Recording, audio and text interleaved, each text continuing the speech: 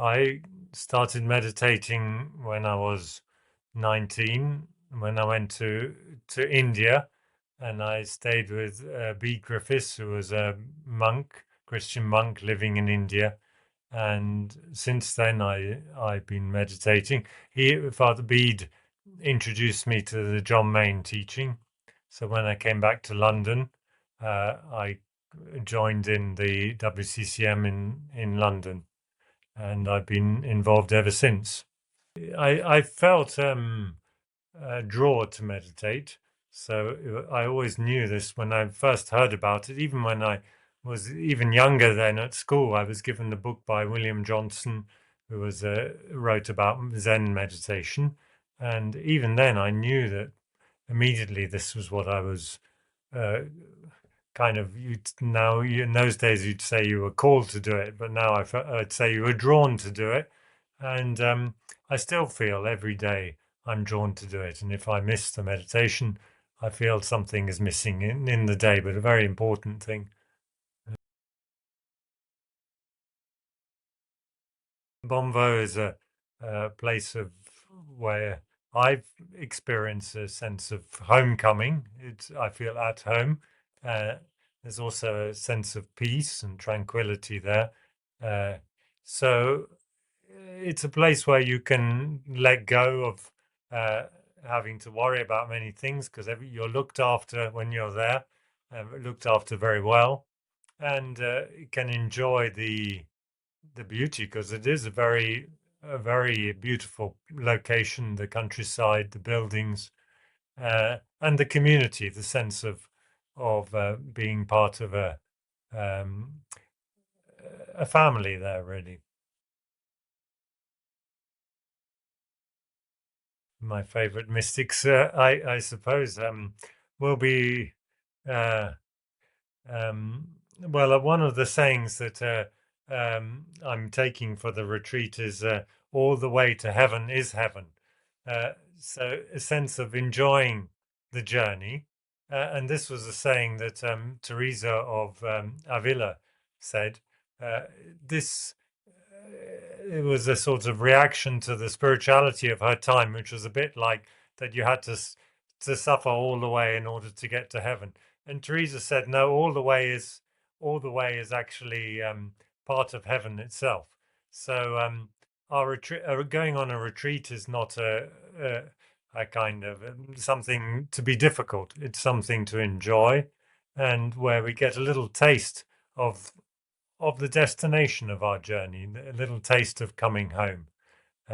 So I will be drawing on Teresa of Avila. She's one of my favourite, uh, Julian of Norwich, but also the teachings of Jesus. Now, whether Jesus for the Christian is a mystic, or whether Jesus is the source of all mysticism for the Christian, but anyway, the teachings of Jesus, because Teresa of Avila says all the way to heaven is heaven because Jesus is the way. So we'll be drawing on a little bit of what Jesus means for us and how he's with us. Uh, the mystics um, are with us as an influence in our lives, but we believe that the spirit of Jesus is in our hearts. So there's even more immediate contact. But we will explore that because there's different ways of understanding that. Jesus could be uh, a companion for the journey, but it could also be a sense of uh, the spirit of Jesus is inspiring our journey from the beginning. Um, well, one of the sayings I'm taking as the basis for the retreat is from John Maine, when in his last letters he says, "By stillness in the spirit, we move in the ocean of God." And so there is this sense of mysticism there, that God is like an ocean. It's there's a great sort of depth and expanse to the experience. Uh, it's transpersonal. We're just moving in this ocean which is beyond and underneath us and holding us. But John Maine says it's by stillness that we move in this ocean. So there's a paradox that stillness is the way we go deeper, the way we launch out into the depths. John Maine goes on by saying, we soon pick up the currents of reality that give us our direction and momentum. So this ocean is not just in the stillness we find momentum and direction. We don't just float passively, but we're led to go deeper, and we are inspired. So I was using this. Normally, meditation is described in terms of a journey, in terms of setting out, being on the way, arriving at our destination. But I was following this John Maine metaphor of launching out into the ocean. So more like learning how to swim. That meditation is a bit like learning to swim. We have to let go, and we have to trust that we're going to be carried.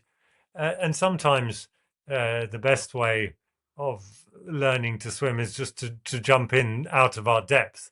And the mystics can help us with that, because they show us the deep end of the swimming pool. These mystics have gone much further than myself or most people. But the other way of learning is to lower ourselves in and to take the steps whereby we learn to trust, to let go. So that's the safest way to learn to swim. And I find John Maine is very helpful in that he takes us through the practical steps of learning to let go, learning to launch out, and to trust that the ocean is carrying us.